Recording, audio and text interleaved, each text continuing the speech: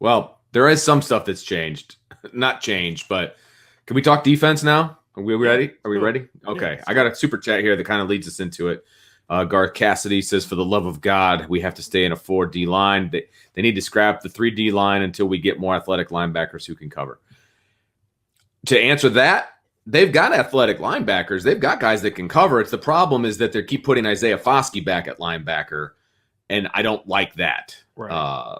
Personally, I don't like that at all. And so my issues, and I want to clarify, some of the things that I was saying about the defense. Look, I think that they played well outside of 2 drives, frankly. Yeah. I mean, the defensive line was disruptive. I thought Drew White had a really good game. I don't think it was one of J.D. Bertrand's best games in coverage. Yeah, he didn't all of a sudden stop being athletic, folks. Right? Like I'm hearing this, like somebody said to me today, they got 3 linebackers that look the same. You know what I'm saying? And they're not athletic. And I'm thinking, okay, so J.D. Bertrand all of a sudden's unathletic now, like he wasn't unathletic last week or the week before that and the week before that. He had a bad game. Yeah. His technique was unsound. He was peeking in the backfield. I think the mobile quarterback thing affected J.D. because he was peeking in the backfield and letting tight ends run by him. And it's not a lack of athleticism. He was not sound in the pass game. He had a bad game. It happens. He had a bad game. Absolutely. Clarence Lewis had a bad game. Alabama didn't beat Clarence Lewis like that. You know what I mean? Clemson didn't beat Clarence Lewis that bad. Like he had a bad game. His technique, he got grabby. His techniques took, and he had a bad game. Right. Absolutely. It happens. And so that's going to happen. But the problem that this team has is because they can't afford to let that happen. That's the problem. Yes, and I agree with that wholeheartedly. I put more on the defense. Quite a burden to put on them. Yeah, that's where you got to be. And that's how I am with the defense right now because of the way the offense is playing. I'm putting more on the defense. It's like I expect more because I expect them to be better than they are, or I expect them to be better all the time. I expect them to be an elite defense, right? And they were human last night, right? I think that's the best way to put it. They were human, and I get it. It's just frustrating because they could have salvaged a very, very poor performance on the offensive side with a win if they did a couple of things differently. I think that's why I was so frustrated with the defense because it was like, come on, guys, you got to save us again, man. Come on. You got this. And then when they didn't do it, it was like I felt let down. You know what I mean? It's like, when Notre Dame went up 17-13, I said, okay, you know what? Or scored in it was 17-13. I said, you know what? They're going to win this game. Yeah, because I know the defense is about it. I really did. I said they're going to get a stop right here, and the offense is going to go down, and they're finally getting some momentum, and then the defense gave up a score. And I'll be honest with you, I was surprised.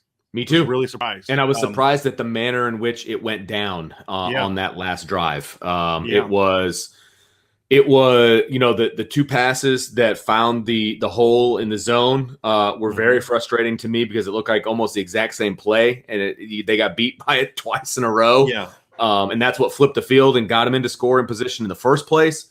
And then they let the quarterback get outside on that naked boot, which, guys, you've been burned on the naked boot before. It's like I almost wanted to be like, how did you not see that coming? You know what I mean? Like that was frustrating to me because it's happened to them already this season. And so specifically on the defensive side, I'll just roll through a couple of my notes here. I said I wasn't impressed with some of the zone feel on defense. And what I mean by that is guys were dropping into coverage into a space, but when there's a guy in your space, you have to cover him man to man while he's in your space. And I don't think they did that very well. An example would have been there was a 3rd and 10 play. Just to kind of walk people through, if you want to visualize an example, there was a 3rd and 10 play, I believe it was the second half. And Alec Pierce kind of worked in and just caught a ball and then ran with it a little bit. And it was JD drops back and he just goes at a 45-degree angle. He goes outside the curl route. And you got to look that up, right? You got to get underneath him until one of 2 things happens. You get threatened into your outside zone because you have that zone drop is called a curl flat zone drop, meaning you have the curl until you have to come to the flat, right?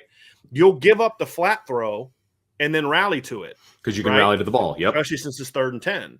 You have to find that and get underneath that until he works in enough to where now the middle linebacker who's dropping in the middle, he's now into his zone. But he just ran right past him. That's a beautiful That's a description. mistake. We saw Yes. Justin Adamiola do that in the first or second game of the year. You kind of expect that from Justin because he's a defensive end who hasn't done that a whole lot. You Right. expect JD to be better than that. And Right. JD's issues, in my opinion, were not athletic issues yesterday. They were technical assignment, yes. peeking in the backfield, him just Correct. not being on his game mistakes, which is going to happen. Kind of like when we talked about Kyle Hamilton. Was it against Toledo? Where he just didn't play well. Yeah. I mean, he was pretty bad against Toledo. It's going to happen, right? He didn't all of a sudden become unathletic. Absolutely. And there was another play too, Vince, that backs up your point. It was on the seam route.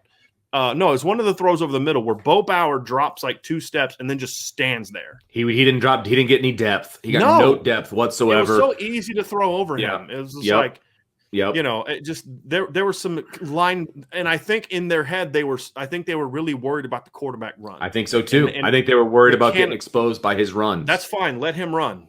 But don't let him throw it over your head. And that was the thing that we talked about. Like, that's the concern is guys get peeking and you throw it over their head. Yeah. The 3 down thing, I'm going to say, I don't mind the 3 down. I mind the manner in which they're using the 3 down. And that is, if you are using, I think that Marcus Freeman in a lot of ways this year has done a really good job putting guys in position to be successful.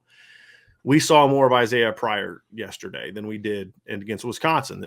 They thought this, and it was just him coming downhill. There was one play where they threw a little slide route to Jerome Ford, and I'm like, oh my God, he's going to catch this thing, turn upfield, and run. Because I didn't see anybody. Then all of a sudden, Isaiah Pryor's missle downhill. Man, I saw that from the box, man. And you could see him coming, and before he even hit him, I was like, oh, on TV, I didn't. I mean, he was like almost out of the screen. Yeah. But you noticed Isaiah Pryor doesn't get beat on seam routes. You know why? Because they don't ask him to cover seam routes, right? Exactly. That's smart coaching. For some reason, he's just got it in his head that Isaiah Foskey is going to drop. And to me, it's a mistake. It is because he's so good when he rushes the quarterback. Oh my God. It's hilarious that you just said that. Okay. Because I have written right here, I go, Foskey has no feel for his drops. Foskey was so good in the pass rush yesterday. Why is he ever dropping? That's what I wrote down. Even if he was a decent pass drop guy, right? Then you occasionally want to drop him, into the curl flat zone. Okay, I don't love it, but kind of how they did with Julian Aguirre a little bit and Dalen Hayes a ton. Okay, I can somewhat live with that. But when you line him up a linebacker and ask him to drop into coverage and run with the seam route, that's a coaching problem, not a Isaiah. And I think everybody in our chat gets that. I haven't seen anybody saying, God, Isaiah's got to not do that. They understand, why are you asking Isaiah to do that? You know what I mean? He's not you got to let him do what he does best. And right now, Isaiah Foskey is by far your best pass rusher. He's so good at it. So good. Yeah, and you need to turn him loose. That was my biggest mistake. And again, we talked about it yesterday. It's 10-0. There's not a lot of time left. If Cincinnati beat you for a 60-yard bomb over the top, then hey, you know what? Good play, guys. Great call, Coach Denbrock. You know what I mean? Like, hey, you beat us, right? They're not beating me because I dropped Isaiah Foskey into coverage and I was playing, kind of somewhat passive because I don't want to. I'm afraid of giving up the big play. Okay, fine. Then you're just going to let them go right down the field and beat you. And that was kind of my issue. But I felt when they stuck in their main defense, they were pretty good yesterday. I agree. And to your point about the zone, I felt like Brian Kelly was talking about playing more 2-man. I didn't like that. Right. I thought, and if you're going to do that, then you got to get over the top. Houston Griffith has got to do a better job getting over the top on those outside go routes or Clarence. He was late getting over there every a couple time. Times. Yeah, he was late. And, I mean, he was there, but he was late. Part of it is because they were beating him with the seams. Yeah. Like if you're a cover 2 safety, you're kind of in this catch-22, like, okay, I got the seam route coming at me, and then I got this thing coming at me, and it just he was late reacting and getting over top on stuff. That was also a problem. But there were just some guys that didn't have good. Clarence Lewis didn't have a good game yesterday. Agreed. JD Bertrand did not have a good game yesterday. But we've seen enough. I mean, it's different than offensive line because with the offensive line, we're seeing this happen game after game after game after game. Right. Clarence has now had 2 bad games in a row. I thought he played good football the first 2 games. First 3 games, for the most part. Had a couple grabby INTs and PIs in the end zone, but I thought Clarence played well. Now he's got to get back in the lab and look at the film and say, okay, why am I getting beat here? What am I doing? Am I getting too aggressive? Is my transition not correctly? When I'm turning my hips, am I not gaining depth? Which is actually the problem. He transitions in the same spot. If you go back and watch, when he opens and runs, he just kind of inverts his feet and doesn't actually open, turn, and run. It's a technique problem that I've seen him do correctly. I don't know why he's all of a sudden getting in a funk. Right. But football players are sometimes like pitchers and hitters in baseball. Sometimes guys get into ruts. You know what I mean? But he's got to fix it, because a rut in football is going to result in you giving up. You getting smoked by Alec Pierce all game. Yeah, he had a bad game. There's no other way to describe it. I mean, his technique was not good. His recognition was not good. He got burned on, I want to say it was the third down play. It was trips. He had the inside guy. He just made one move to the inside, then hit outside. It was wide open because he bit so hard on that inside step. It just had a bad day. I mean, because we've seen him have good days, right? Again, we haven't seen the offensive line have any good days yet, so we're going to keep banging those guys. Yeah. We're a little easier on some of these defensive guys because we've seen them do it. I've seen JD do well in pass drops, okay? I've seen Clarence Lewis have good games. I haven't seen Foskey do a great job at linebacker, but that's a different conversation. Right. Well, except when he crashes. Like, that's when they've, so if you want to use them that way.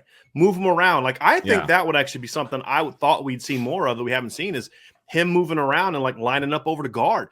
I think of that pressure that they had last year against Clemson in overtime, where they actually put Ogundeji to the outside and put Dalen Hayes inside over the guard, and Dalen just smoked that guard on third and long, or was a fourth down.